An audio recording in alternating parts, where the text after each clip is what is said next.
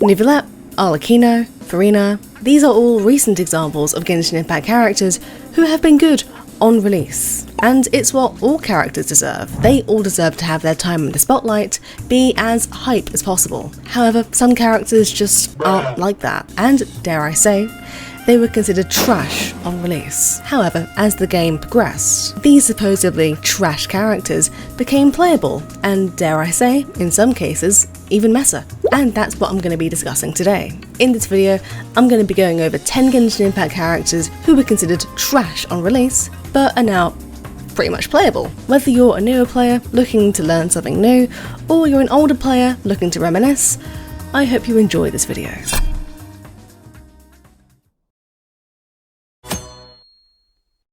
Many new players may not know this, but back in the day when Zhongli first came out, he was apparently an awful character. So much so that Hoyoverse had to buff him into the Zhongli that we all know and love today. But what made him so bad in the first place, pre-buff? Well, for starters, his shield was super weak, and he did barely any damage. Considering that Zhongli now has the strongest shield in the game, it might be surprising to hear that at one point he, well, didn't. So not only was his shield absorption not the best, but he was super prone to interruption while holding down the button for his elemental skill. And even without talking about his shield, his base kit still had issues. For instance, the Ascension passive that increased his damage based on his max HP was only applicable to his burst and nothing else. No normal attacks, nor his skill.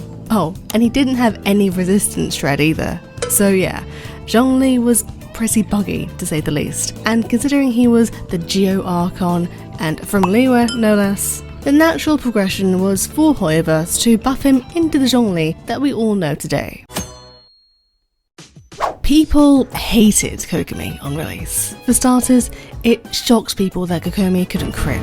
The negative crit rate alienated the player base, and to add to it, she was a healer, and back then, healers weren't particularly valuable. People didn't see much of a use for her, since the Genshin community does have a bad habit of piling onto characters who aren't crazy good DPSs. It even got so bad to the point that Kokomi's Chinese voice actor was harassed about it while she was live streaming. Over time though, Kokomi became more and more valuable, and now she's considered to be a pretty good character to have. So how did this happen? Well, for starters, the Ocean Clam Tube set was released in 2.3, a few patches after Kokomi's release. So in the eyes of the general player base, Kokomi finally had a set to work with. Also, and a pattern that you're going to see throughout this video, Kokomi greatly improved after 3.0, after Dendro's release, and she became very valuable for Bloom teams. Kokomi is a great example of a character whose meta status grew as time went on. It's a nice lesson that just because a character seems quote-unquote bad on release, doesn't mean they'll always be that way.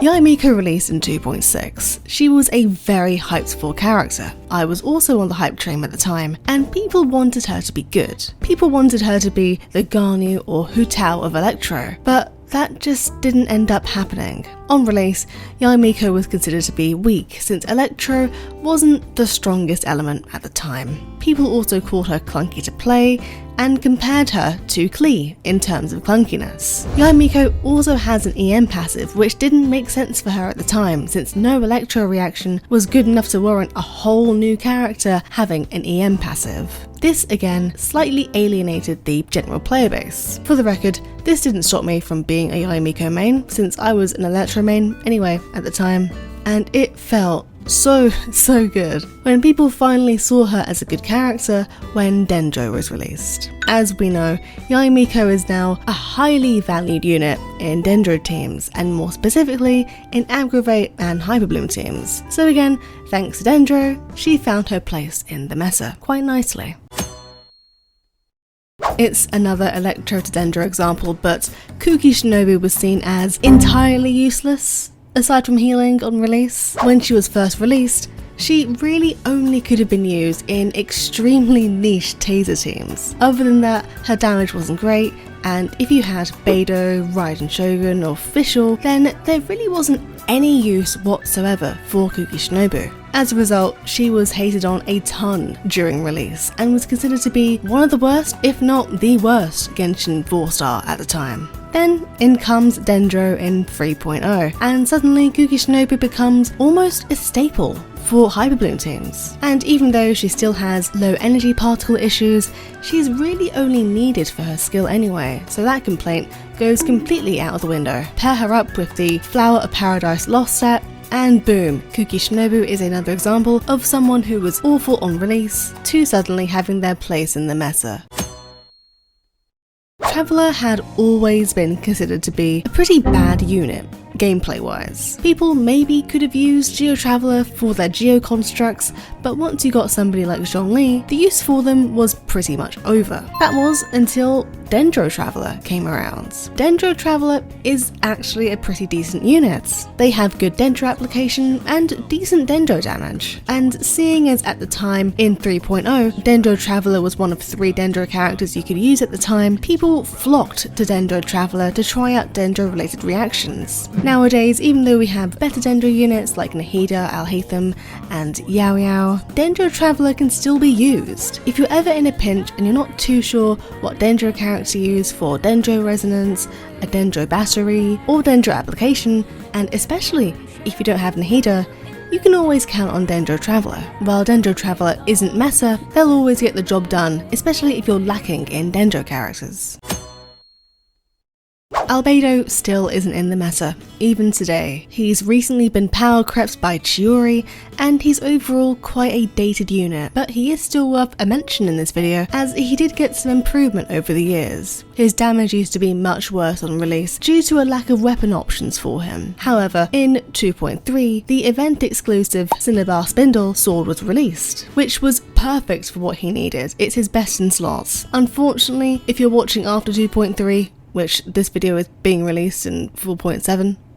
So unless you have Jade Spear or Chiori's signature weapon, but no Chiori, he can only really use Harbinger of Dawn. But for those who are playing in 2.3, they were able to get his best in slot weapon. But he did get more improvements that aren't event exclusive. The addition of Husk of Opulent Dreams and Golden Troop gave Albedo some new best in slot artifact sets. And finally, the rise of mono geo teams made Albedo a favourable unit to slot into these teams, since he serves as a battery character. So even though he has been power crept, at least Albedo enjoyers can say that he has been buffed over the years. This video is sponsored by Tokyo Treat and Sakura Co. Tokyo Treat is a monthly pop Japanese snack box where you will get up to 20 exclusive, limited edition and seasonal flavoured Japanese snack items, including Japanese instant ramen and drinks that are only available in Japan for a limited time. Sakura Co is a monthly Japanese artisan snack box that supports local Japanese snack makers, with each box coming with 20 traditional, authentic and artisan Japanese snacks, including Japanese teas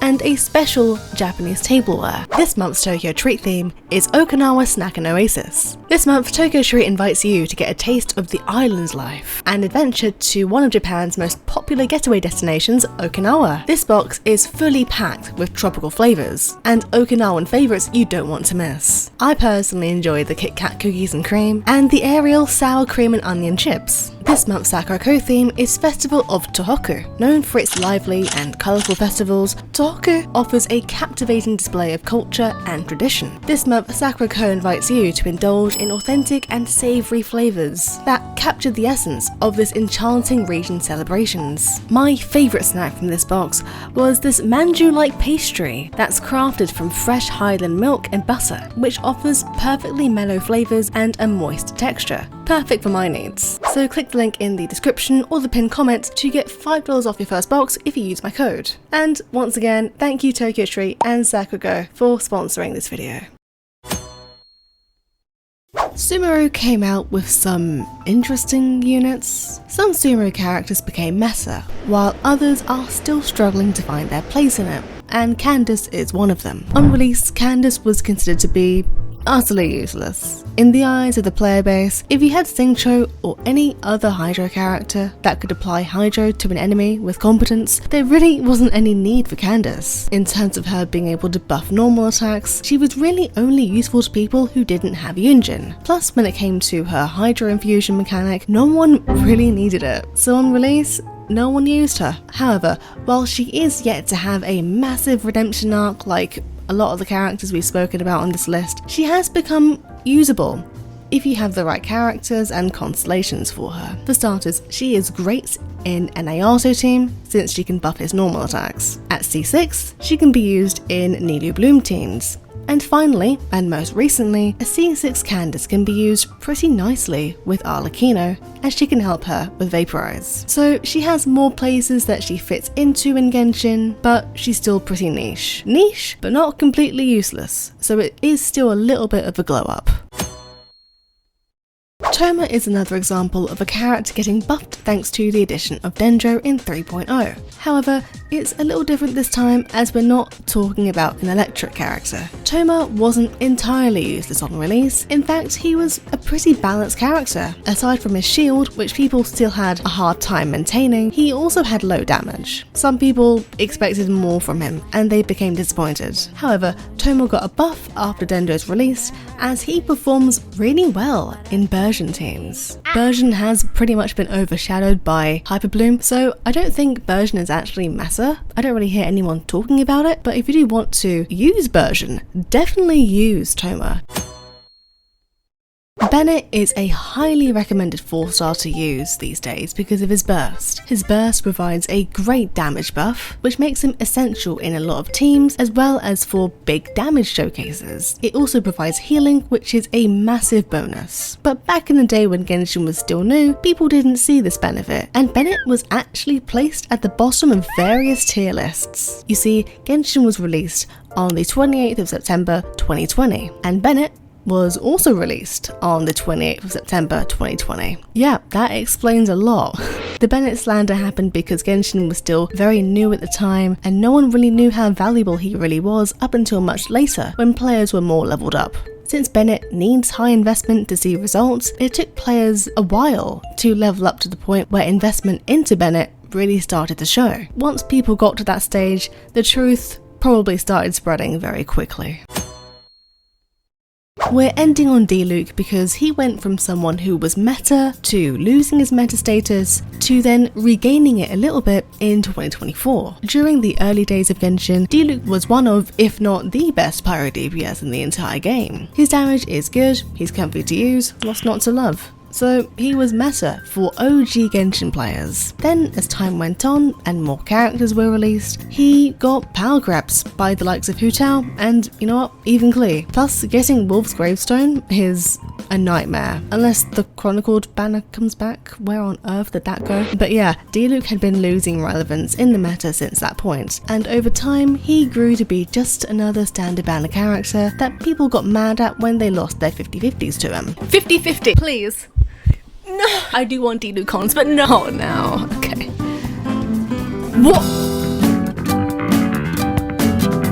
But then something happened. In 2024, Shenyan was released. Shenyan allows any character to utilize the plunging mechanic thanks to her elemental burst, and Diluc has high plunging scales. You can probably see where I'm going with this. Shenyan allows Diluc to sort of fit into the meta again, since he is able to deal a pretty good amount of damage with his plunge, even for today's standards. So TLDR, if you're a Diluc appreciator and you're looking to prove to your friends that Diluc is still OP, just get Shenyan. Boom, that's all you need. And that's it. Those are 10 Genshin characters who had redemption arcs, be it massive redemption arcs or little ones. I want to know your thoughts. Have I missed anyone out? Should I make a part 2? Which character or characters do you think had a massive redemption arc after the Genshin community piled on them? Because the Genshin community sure likes to pile on characters. It is a problem.